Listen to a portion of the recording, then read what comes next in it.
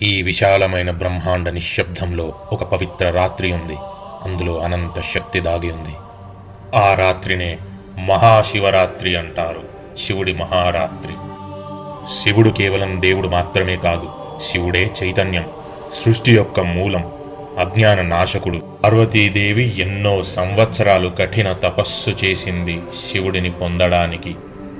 మహాశివరాత్రి రోజు శివుడు పార్వతిని అర్ధాంగిగా స్వీకరించాడు.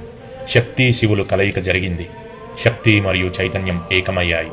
సృష్టి సంపూర్ణమయ్యింది. సముద్రమథన సమయంలో ఒక భయంకరమైన విషం బయటకు వచ్చింది.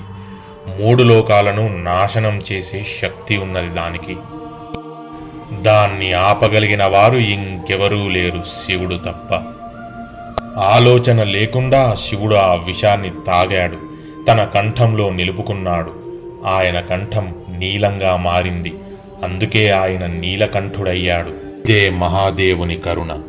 ఈ పవిత్ర రాత్రి శివుడు తాండవం చేస్తాడు.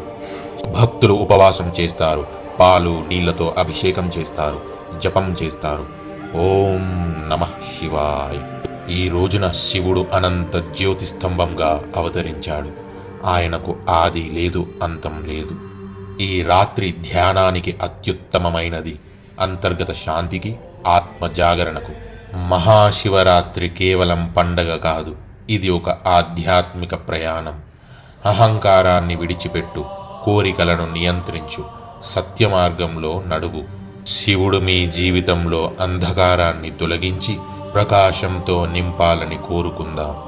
హర హర మహాదేవ, శంభో శంకర.